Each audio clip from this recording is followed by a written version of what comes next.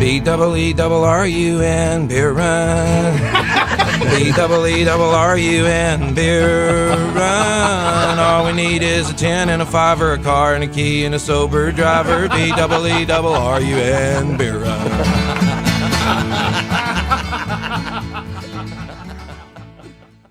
Welcome to the Beer Run, part of the BS and Beer family, the only Saints podcast with a 2-drink minimum and takes as bad as Aaron Rodgers' Achilles tendon. Oof. That's a joke, boy. You missed it. Went right past you. You gotta keep on your toes. Put toes out in. I'm the California Cajun. With me, as always, is Lil Dice. How you doing, brother? Craig, I'm telling you, you gave us some bad luck with that joke. I didn't want to do it. I wanted to make a Saints joke, and I was pressured by my producers. Yeah, but it's Aaron Rodgers, so, hey. Hey, I hated him way before all this anti-vax stuff that people hate him for now. I'm an old school Aaron Rodgers hater. Yeah. People just hate him because he's really a smart ass, but really, bullshit. I hated him because of every Packers fan I grew up with that told me, "Oh, he's way better than Drew Brees. You just don't understand. You just don't know ball. He's so much better than Drew Brees." Yeah, shut up. Yeah, man. Yeah. All right, well, you know how we do it here on the Beer Run. We're going to talk about some beer. We're going to talk about the previous game. We're going to take a preview behind the enemy lines, and we're going to give you a preview and our prediction of what's going to happen on Monday night when the Saints face the Panthers. So referees, get out there, spot the ball. Let's get this thing going. First down, Saints. All right, Craig, what you drinking, bro? Man, I'm celebrating. We're 1-0. Life is good. Yep. This is Arrogant Bastard Ale, my absolute favorite beer in the world. It is an Craig aggressive drinking a beer called Arrogant Bastard? Arrogant Bastard Ale, formerly from Stone Brewing Company, now it's its own thing. But it is 7.2% alcohol. It is really, really hoppy and loud and angry, and you probably wouldn't like it. But I do. And the most important thing about it, though, is it's not its color. It's not its flavor. It's not even how much alcohol is in it. The real question is, how does it sound? Yeah. Hey. Yeah, it sounds good, too. This is my favorite beer in the world. I suggest to anyone it's hard to find outside of California, but please try. Yeah, I like it. Okay. Well, I am drinking from Lost 40 Brewing, the Blonde Ale Day Drinker. So Day Drinker. Yes. And let's get a little pop going on. Hey. All right. So this is I don't know. I like Lost 40 from here in Arkansas, man. They do a pretty good job. They got a nice selection there. So, stick with them.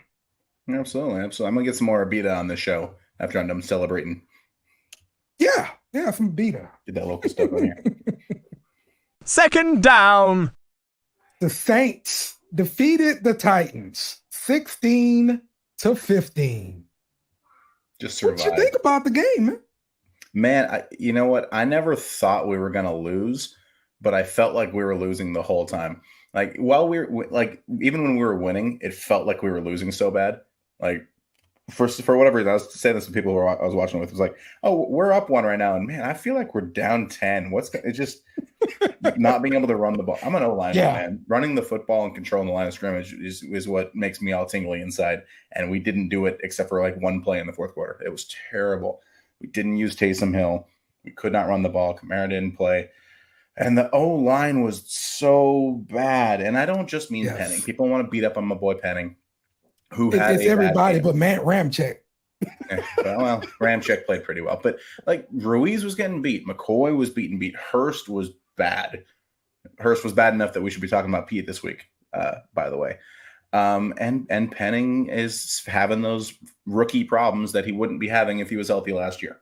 You know what I mean? Yeah. And you could see it watching on film. His kick step is lateral, and he's trying to block people way faster than him. He never had that problem in college. He was the most athletic guy he faced in college, And now he's got guys who are faster and quicker and twitchier than him. And he's got to get some depth on that kick step. He's got to collapse back on those pass plays. And he's just getting whipped around the edge.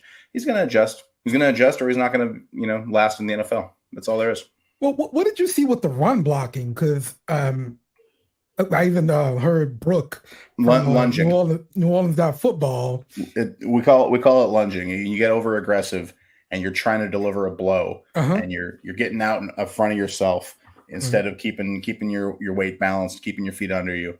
It comes from being too aggressive. It's from pressing. It's from trying too hard. You gotta. People say, "Oh, I play football when I'm angry. I get mad and I play better." It's bullshit. You gotta be calm. You gotta be with your technique. You got to do the way that you've been trained to do it. And when you get pressed and, I gave up a sack on my last play, I gotta put this dude in the dirt next play. And then you miss him because you're trying to do too much. It's cerebral, man. Thinking man position. Okay.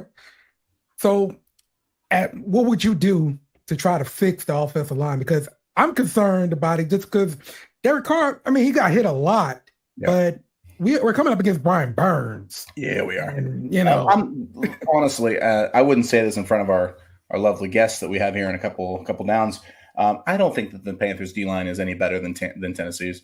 I think Burns is probably the best player among them, and he's going to be an issue. But Tennessee's D-line is really good. They played very well because they're a bunch of beasts, monsters, especially inside. And that's how a lot of those plays where our tackles got whipped off the edge, they were a big problem because he couldn't step up because the interior of that line collapsed. And I don't think that's going to be a problem this week. So how do I fix it? Well, I might have started Pete, but I get why you don't. But the only thing that's going to fix it is reps. Guys got to play together. He's got to get some time. This is the first time that our starters played together, going back a year. All of last year, we had guys injured and filling in. So this is something that's going to have to come. They need that cohesion, and it's only going to come with reps. Talk to me about the defense, because Peyton Turner, he's out with turf toe, and so now we got to try to replace him. I'm assuming this is where we start seeing Foskey step up and maybe see what he has. I'd be shocked if we don't sign a veteran just in case. Because you can't let it fall apart just because a guy a backup guy gets hurt. We don't rely on Turner, but we're gonna rely on Turner if something happened to Granderson. You know what I mean? Like, we're gonna need that depth. So I wouldn't be shocked if we work out a vet. But Granderson played well. Yeah. We should take some time and acknowledge Granderson, because he really did play well. A couple of those plays he wouldn't have made if he was just an Anderson, but he's not. He's a Granderson, and he made those damn plays. Yeah, he's the guy we want to replace because we want somebody dynamic, but he actually went out there, he performed, he looked pretty good. So he can be a liability in run game, but so can most of our defense at this point. So, how did you like the offense? The passing game of the offense, because we talked about the running game. So what did you think about the passing game? You know what, man? I think Derek Carr is going to be really good. I do. I think he's going to really thrive in this system because we all think about how much he struggled in this game with, the pressure that he was facing. He had that bad interception in the red zone. Yeah. And he admitted it, though. He admitted it, and he was getting hit while he threw. It still isn't just on him, like the O-line did him no favors, and he still threw for 300 yards and did enough to win. So I think he's gonna, borderline special, man. He's got all the weapons. All we need to do is protect him. I feel good about the pass game after this game. And special teams, I think the return game needs some work. Fired. They're all fired. Yeah, but look, I'm proud of the kicker. The punter did pretty okay too. So, hey, Lutz missed the kick also. So that makes DA look. Too. Yeah, that makes DA look even better. Good stuff. You know what I'll say? That was the kind of game that if we shanked a punt late, we lose. Like, we needed to play field position as long as we could. And those were the situations last year that Gillikin would off the side of his foot and give him at the 50, and we probably don't win that game. We don't win that game if Andy Dalton is quarterback. We don't win that game if Gillikin's our punter. We don't win that game if Lutz is our kicker. Like, a lot of those decisions are coming to fruition right now, man. Yep. Hey, look, I call it out when it's a bad decision, so I'm giving credit when it's a good one. So good job, DA. Good job. Third down for what?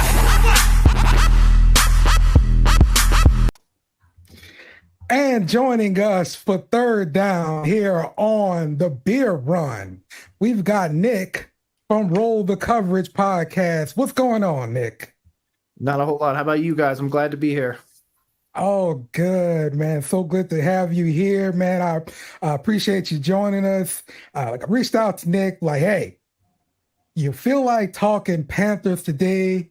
And he was like, look, you tell me. Like, I love this. All right, this guy was ready to go.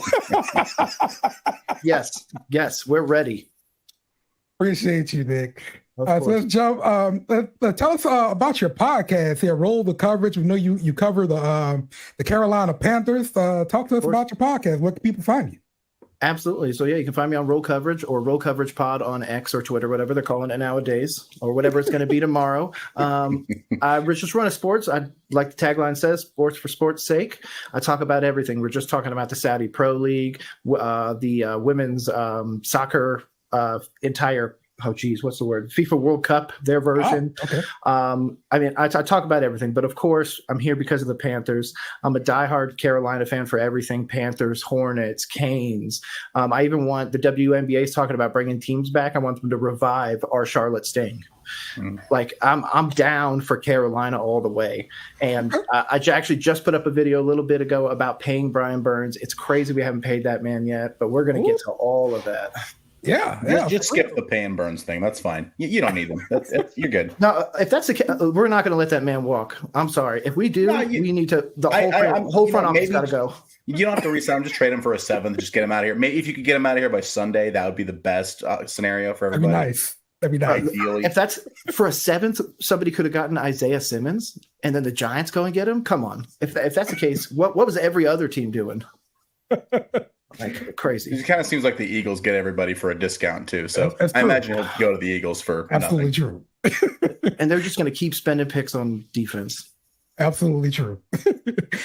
So also joining us, we have another Carolina podcast, and this one is called Two Growls, One Roar. Yeah, messing up. It's all good. Hey, It's Carolina Dad. How you doing, man? doing well. Thank y'all. This is right to the wire for me. So baby's sleeping, just put him down in the next room. So hoping I could jump on, for a few minutes and just catch up with y'all. This is cool. So thank y'all for having me. Yeah. Appreciate you joining us. We got not only one Panthers fan, we got two. This should be great.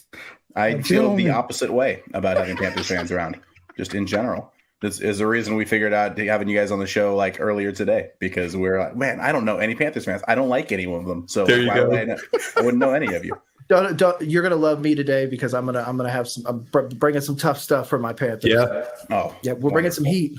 Wonderful. I'm so excited about that. We're LSU fans too, going back. So we've hated Bryce Young for years. Yeah. Oh yeah. Nice. That's right. I mean, you might be the former, the soon-to-be home of Deion Sanders. So.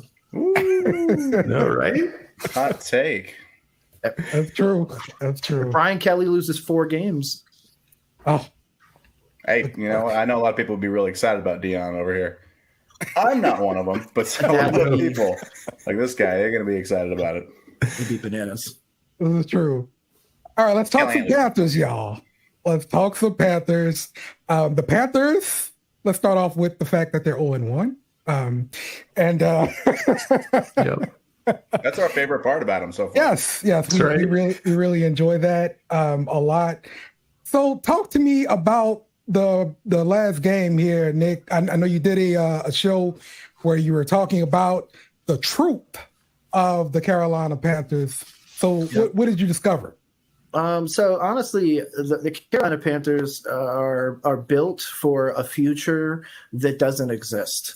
They're built for a future where somehow Bryce Young is this Patrick Mahomesian talent that can just go out there with, a bucket, a rake, and everything like everybody used to say about Brady, and take the bag boy to a Super Bowl like that. The wide receiver core is not there. We just actually inked the deal for former Bears running back Tariq Cohen. So he's going to be joining us now. So now we have Miles, Tariq, and Chuba. So solid running back core. We still are not going to give them the carries that they need. And that's just on the offensive side of the ball. When you go to the defensive side, we're holding out on Brian Burns. We let Hassan Reddick go previously. Like, J.C. Horn is hurt. Like, at this point, when I look at our schedule after that game and after that first thing, which I'm going to give Bryce an A on because he did everything he could with what he had, it's not going to look good. If we win 4 games, I'll be happy. Wow. 4. And to be honest, I wouldn't be surprised if your Saints blow both games with us out of the water. Like, I would be surprised if there's not a few games, at least, I would say a few, at least one game where we're truly blown out. The fact that we lost by 2 touchdowns to a Falcons team that threw 18 times. Wow. I'm sorry. Wow. That's not enough when Bryce Young throws almost 40 times. Yeah, unfortunately for me, I see how the Saints play against Carolina and have none of that confidence at all. Listen, if you guys do that, then that's crazy because Michael Thomas looks like he's back to at least half decent form. Right. You have Chris Olave, who is a wide receiver 1. Your defense is still doing well. They're probably going to finish as a top 8 to 10. So you guys are set up to win the division. If the Falcons win this division, y'all suck too. So DA's fired. Burning stuff down over there. Oh no, I'm pitching a fit. I agree. Carolina, Dad, tell me your thoughts about the previous game. Yeah, I'm right there with you, Nick. I mean, here we go. I had very high expectations. I mean, we went to training camp, saw everything in person. I predicted 10 wins, which was very optimistic, as my father-in-law likes to say. You get into that game, man, we just feel outmatched. You go back to, like Nick was saying, with the wide receiver room, there's no separation. Bates had 2 interceptions, and he was able to do that just baiting, sitting there, because he knew we weren't going to have somebody over the top, like a deep threat. I think even if you get DJ Chark back this week, you're still going to see things. Bryce throwing 40 times a game. I mean, it wasn't great. It was deflating, and I do think I'm trending down, to your point, Nick, with the I don't know if I'll say 4, but you're absolutely right. Like, looking ahead at this schedule, we could start 0-6 or, going into the bye week. It's not looking good. Like that. Yeah. And that's without making any adjustments. Like, There's some possible wide receivers that might come out here soon. I said the crazy one would be to really throw this division for a loop and go and ink a deal for a trade for Mike Evans and bring Mike Evans, basically the leading receiver from the Bucs, and then go sign Julio Jones, the former leader receiver of the Falcons. And then you go, hey, good luck trying to cover those 2. Even if it's for 10, 12 games, I'm happy. If Evans gets out of Tampa and I still got to see him twice a year, I swear to God, you guys. That would be, don't get me wrong, it'd be the biggest backhand to the division, and it would make the Panthers the most hated in that division. But you can have Julio, though. I'm pretty sure nobody wants him at this one. He's still a free agent right now? Yeah, so is Jarvis Landry. Yeah, we got feelings about that one. We got feelings about Jarvis Landry. I bet. We were so excited the first game of the year. He looked great. And like, this is it. This is the Jarvis we wanted. This is our number 2 wide receiver. Thomas gets hurt. Landry gets hurt, comes back, plays hurt pretty bad all year. Yeah, we got feelings. We got feelings over here. I am worried about the Panthers. All the building blocks are young. The quarterback, I know you're not sold on him yet, but he ain't going to get worse. He's only going to get better. Your O-line's going to find something that you can't get a lot worse than they are right now. You got all the draft picks, man. You're trending up from everyone from the outside. Everyone looks like, these guys are going to be, if they're not there this year, they're going to be there, and we were talking about the Panthers all offseason that you want to play them early in the year and not late, because late you guys might figure something out, but early on, your receivers are banged up. Now J.C. Horn's hurt, and we love J.C. Horn around here. He's a legacy guy from Joe Horn, Saints legend. Yeah, I love that. And we're talking about how the Panthers are the real competition. None of us expect Atlanta to hang around. The guys they sent on defense are overrated, overpaid. I don't expect them to be around. I expected you guys to be here, so I hear this negativity, and I love it so much. Eating it up. I don't need to eat anymore, and it's working. I got that Zeke in action right now. Amen. Former center. got this matchup against the Saints. You guys kind of alluded that you don't feel confident about it. What do you think needs to break in the Panthers' favor for you to get the win on Monday night? Nick, why don't you healthy Thielen. You need Chark to probably play. In our last game, I thought that we kind of committed to Miles Sanders with 18 carries, but then decided to not actually give him the probably 22 or so he needed to really get the running game going. And same thing with Chuba. I think he had 9 rushes, 11. Like, we're talking about a few more plays. Take that away from the 17 incompletions that Bryce Young threw. You need to start removing those. This needs to not be, he's not a 3-year vet that has established what the NFL is yet. He needs a stable run game. He needs to establish play action. He needs to actually have a defense that can stop a nosebleed. If we can't stop the Falcons, we can't stop pretty much anybody. I mean, we don't have the Dallas defense showing up against the Giants. We need to win close games. Ooh. The only thing I might disagree with you on that one is that what you got beat up in week 1 was against the run. Like you said, Falcons threw it 18 times. 18 times. Saints run game is non-existent. And Drake London had no catches and 1 target. Yep. You lost. What are we going to do? That's harsh. Man, I'm trying to pump sunshine for you guys and just beat me down. You like to take it, right? I will tell you though, the Saints do not have a run game right now. Our best running back, obviously, Kamara's out another 2 weeks. We drafted a running back in the 3rd round. He's injured. If he plays, I'll be shocked. So it's really just Jamal Williams and a banged up line. So, I mean, if the run game is what killed you in Atlanta, it's not going to be a problem this week. I think it could be, though, because the one thing that you do have that you're not addressing is the fluidity and ability of Taysom Hill. You guys could absolutely run Williams for 20, 22 carries to just drag this game out. And then all of a sudden, go a few pops off to the side or just something different. I think that there could be a lot. Again, Taysom Hill's that X factor. That's exactly why Peyton wanted him. That's exactly why Peyton tried to get him to Denver. I think that you do have the ability to run the ball. It's going to be, can our defensive line actually stop that? And when the time comes, are we just leaving a Michael Thomas or a Chris Olave 40 yards downfield wide open? And it's like, oh, well, of course Derek Carr is going to, flick that thing down there.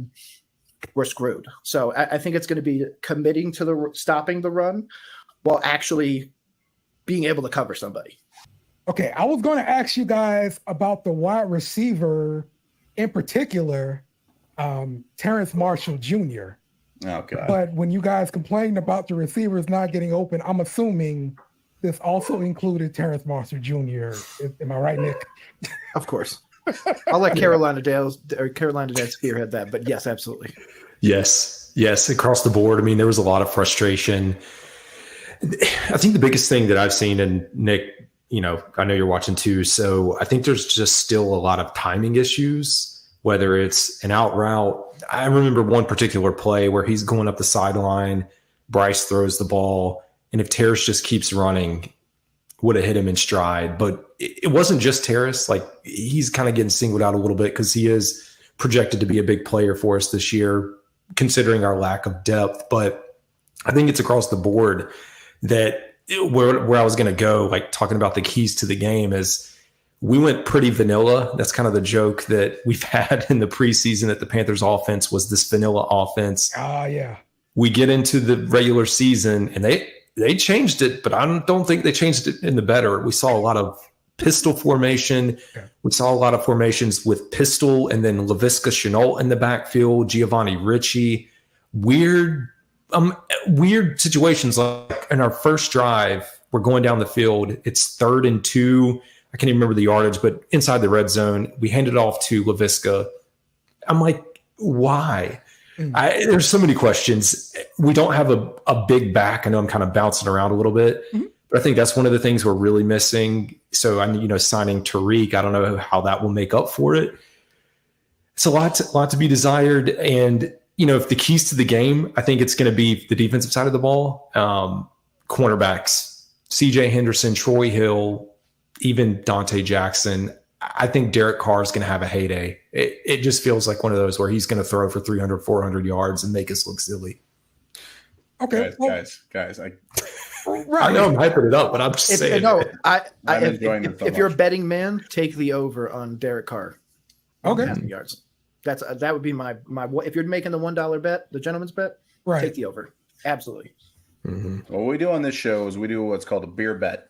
And it doesn't mean that we buying a beer for somebody. If you lose, you have to chug a beer on camera for the next show, saying that I was wrong and you were right, and cheers. So any of you are always welcome to battle with us if you want to come back on and do it. Down. I'll make a beer bet with you right now. Okay. If it's under 300, you got to drink. If it's over if it's Is under, Derek I Carr gotta drink. passing yards? Yes. Okay. So I'll take take the over at 300. You take 300 under. I'll take an under. If I got to chug a beer because Derek Carr had a good day, I'll do that. If you have a great day, it's because you guys ran like crazy. There we go. There's We got no our losing beer for me, bet. is what you're saying. Also, I might get a good beer out of it. So Fair. All right. Well, this is official. Oh man, sound effects. Love it. Right. We got this beer bet in. That's right. Okay, so let's talk about the defensive line for Carolina, because to me, man, like, you guys wreaked havoc. Like, you're currently ranked 8th in sacks. Brian Burns tearing up the place. I play an actual independent defensive player fantasy, and I played against Brian Burns. Yeah, that was fun. it was a bad day, probably. Nice. You can't do one show a week, Dale, without talking about fantasy football. You have a whole show for that. Fantasy is life, Craig. I have 50 fantasy teams. Thank you. Thank you. Cannot have 2. That's enough many for guys. me. Nick will get an invite to the fantasy show, okay? Hell yeah.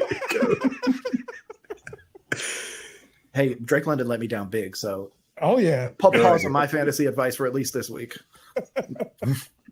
But yeah, tell me about your defensive line. I mean, how do you feel about it? Because, I mean, it looked like they really got out the pass to me. I'll let Carolina start. Yeah, I started out hot. I mean, Brian Burns on a mission to get his paycheck.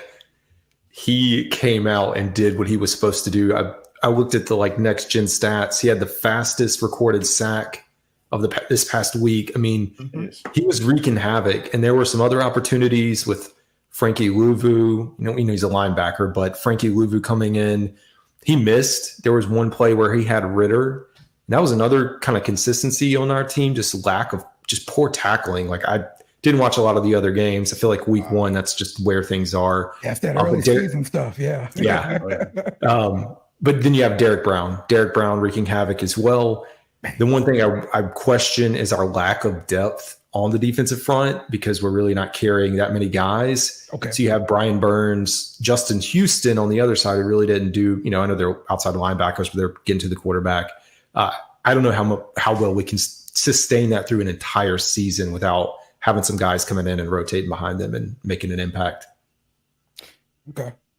All right, I agree with that. But the See, other I thing hate also that. You see, everything else you guys said made me feel good, and then that made me feel bad right there.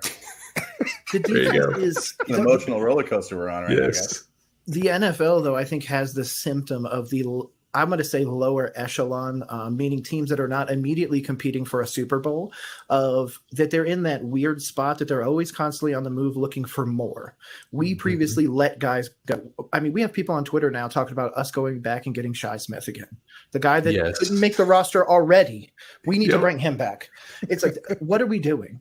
And just talking about injuries, we have, I'm looking at it right now, 3 dudes on injury, 2 of which are on the defensive side. Henry Anderson and Marquise Haynes Sr. are both on IR.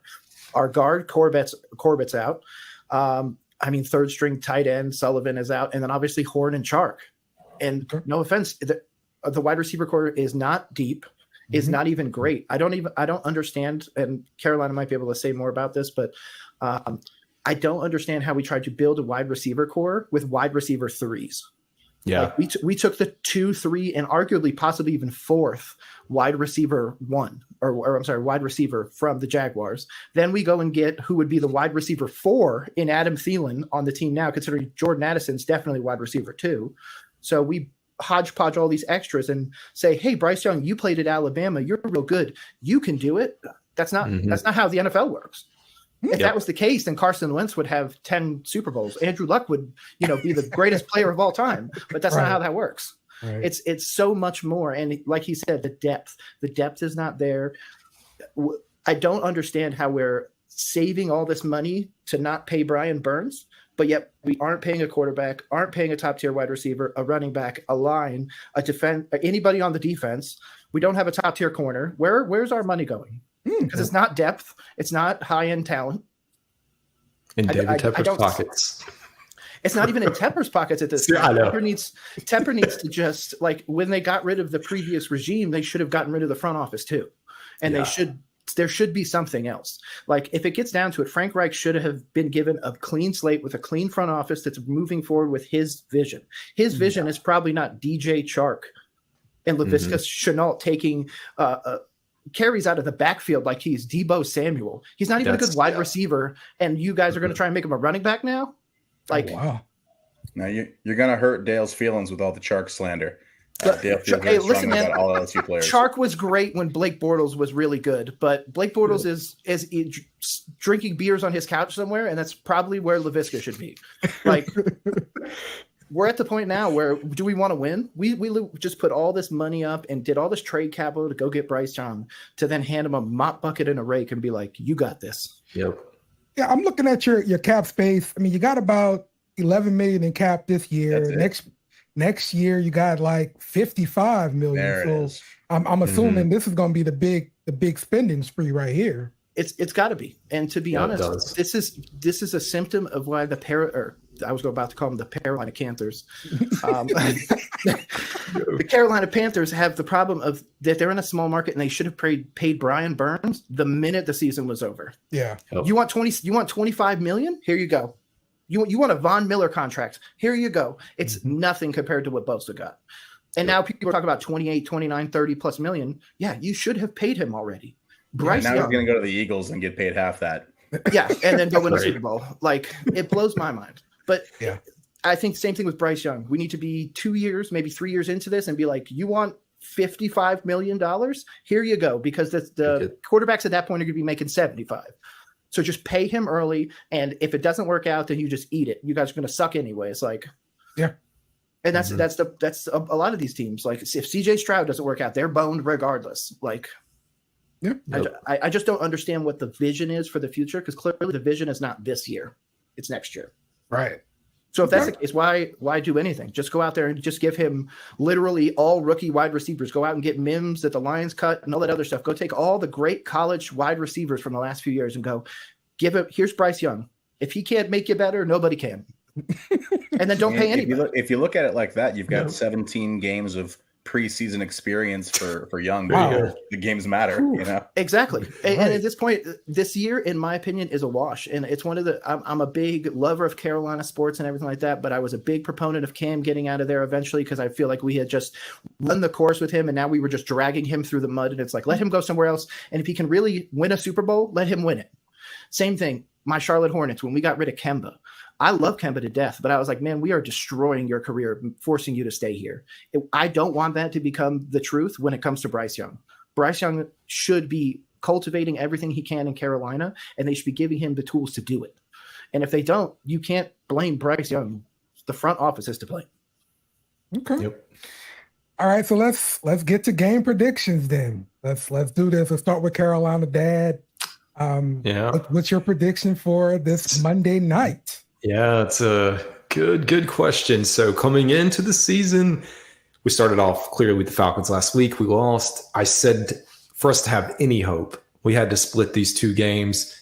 The performance last week, I'm not going to be a homer this week. I do think the Panthers are going to lose this game. Score-wise, I think Saints are going to put up some points. So I'm thinking 27-14, maybe Panthers putting up some garbage time numbers late in the game, but I do think it's a game that the Saints win, and we are headed in the opposite direction. Even Tampa Bay is doing better than us right now.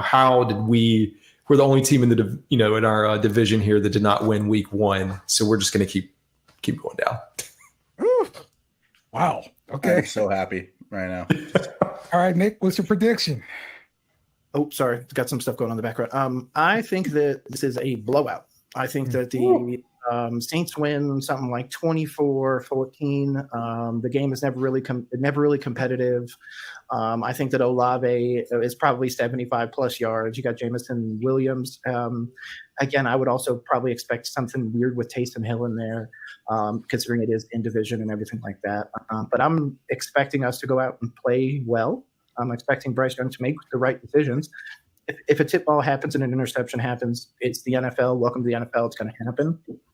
But at the same time, I'm not putting any faith in our offense until we can actually put up more than 10 points and beat a team like the Falcons. Because in my opinion, the Falcons are clearly the fourth best team in the division. And if we can't beat them, then the Saints are. Then the Saints you guys should be able to win this game. If you guys lose this game, it is because you lost it for yourself, not because we beat you. Now, don't get me wrong. If Bryce Young comes out there and throws 500 yards, 5 touchdowns, and everything's great, I'm going to be running around this place with that shirt on.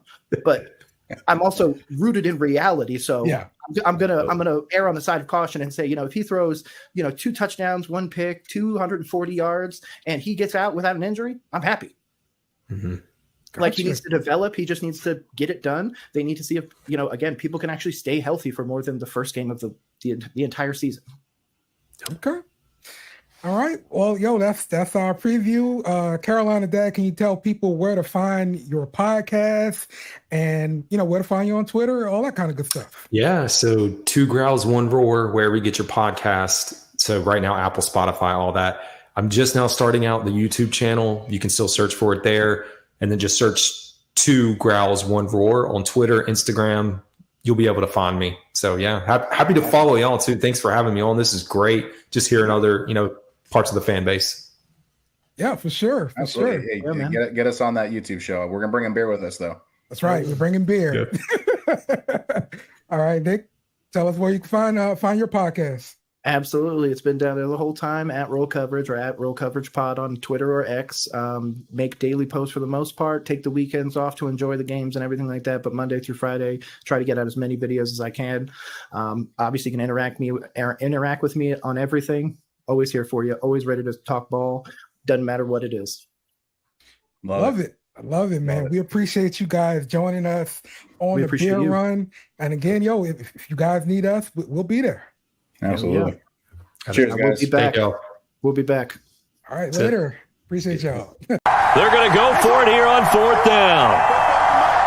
It is time for predictions. Now, normally, as a rule, I open this segment by saying that our guests that were just on before us don't know what they're talking about. They're wrong.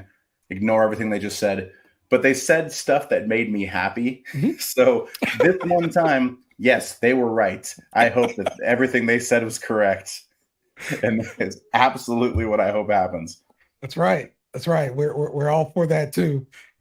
We want the Saints win, but look, I'm just saying, man, I'm concerned about protecting Carr, blocking for the running game. That's my main concern because the offensive line, they need to show improvement after second. They do. You're right. But you can, in being concerned about our offense, to lose, they got to score too. And I don't think they match up particularly well with our, they've got depth at running back, but eventually you're going to have to throw and you're going to have, the number 1 overall pick, albeit it's a rookie throwing to nobodies. Yep. Look, I'm not afraid of any of their receivers. I think our cornerbacks can shut that down. No problem. I'm still hoping we see more pressure from our defensive line. Look, we need to show more sacks. We're 17th right now with sacks. Carolina's 8th. Listen. Sacks are such a fantasy football player thing. I'm like, I need numbers. Look, yes. How many hits did we have? Yeah, we had a ton of hits, and what do those hits turn into? Interceptions, which we had 3 of in the first week. Yeah. So getting to the quarterback for a sack isn't always what matters. Rattling him, making him throw before he wants to, and giving up easy plays to the likes of the Lattimores and Adibos of the world. It doesn't have to be a sack. Hitting him as he's throwing isn't a sack, but that's what directly resulted in all 3 of our interceptions. So I am going to go ahead and call shenanigans on your point, sir. Okay, what about the concern of mobile quarterback because That Bryce does Young worry is me. definitely It a does mobile worry me. quarterback. It does worry me, but Bryce Young isn't a runner. He's mobile and he can run, but that's not his game. You know, he's a pocket passer first. Mhm. So we do have an opportunity to collapse the pocket and keep him in there. You know, he's not guaranteed to run like some guys who play. You know, he's not Lamar Jackson or somebody. He's not Hurts. Hurts. Those guys are just going to go. I think you can keep this guy in the pocket. I mean, obviously he's a rookie. He, you know, maybe they see something in us last year and they're going to change it up and try to surprise us. It's a division game. I'm not shocked, but Atlanta was a division game too. And like I said, it came out vanilla. Our guest called it a vanilla offense, and I thought it was a joke about having Adam Thielen at wide receiver. I give him too much credit. That's great. Oh man! All right. Dale, what is your prediction then, sir? You know, like, look, the early line has the Saints as a 3.5-point favorite at Carolina, so that's a road favorite here. I don't like the road favorite thing. You know, it's not what I get into. But yeah, like that's really my only concern is that offensive line protecting Carr, but Carolina struggles so much on offense. Like they like outsnapped the Falcons like 78 snaps to like 48 or something like that. It was outstanding, but they could not do anything with the ball. So therefore, I got more faith in the Saints offense. I will say the Saints put up 27 points and the Panthers put up, I don't know, 17. How about that? I give them 17 points. So all three of you guys predicted double-digit Saint wins. Yep. Impressive. So I guess I'm still taking get the points. I don't care about the points. Let's go. Thanks. Man, I don't feel great about it, and it's not because of Burns and Penning. I just divisional game on the road. I haven't seen enough from our lines on either side. I think the Saints should win. I mean, we're just better at every position. I don't think that they're better than we are. Maybe their D-line's better, but it's our offense is better, our defense is better, our special teams are comparable. We should win, but I don't feel good about it. You know, I think until we figure things out and we get Kamara back and our offense is at that full clip, it's gonna be muddy. It's gonna be ugly. So I think we win, but I think we win 20 to, I don't know, 17, something close. It's going to be a field goal late. It's going to be ugly. It's going to be stressful. I'm going to drink too much. My wife will get mad at me. All the usual stuff. Is that going to be what you think the year is like? All the games are going to be ugly? I don't though. I think we're going to get it. We're going to get that offensive cohesion, but with how little you practice and how little the starters play in the preseason, it's just going to take time. Okay. You know, and you saw, you know, there's that viral video going around of Carr basically telling Carmichael, "Hey, we're going to run the go route to Shaheed. That's going to have that. That is how we're going to seal it." I think Carr needs to be a part of that. He needs to be, you know, helping dictate the play calling and everything like that. That's how Drew Brees had it. That's when Carr was good in Oakland and, you know, then Las Vegas, he was a part of that too. I think that translates to him being, you know, more able to control everything and make the offense go, make it his own and succeed. But I think it's going to take time. You know, I think it's going to be ugly for a while. I don't want to play the Saints, barring injuries. I don't want to play the Saints team week 10 on, but, you know, early in the season, we're vulnerable. Okay. Well, hey, we were concerned about tackling Derrick Henry last week. Turned out to be not that big of a deal.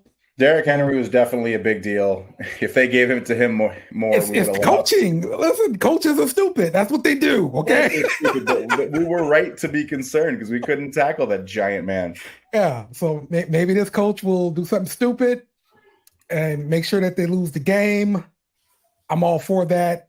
DA, you keep being smart. Don't be stupid. So, yeah, you know what? Let me ask you one more question, offensive line related. Okay. How long does it take for you to typically, and you, I'm talking about the offensive line, to start feeling comfortable, where you start feeling like you're gelling and learning the person next to you? I mean, it depends. It does. I mean, sometimes a lot of guys, you know, they're the online all hang out after practice and they all go out to eat together, and you get that kind of personal connection that translates over. And sometimes it's got to be forged in combat, and it's all you can do is in the games. So I mean, I've played on lines where, you know, first couple of practices you just have a feel for each other, you know.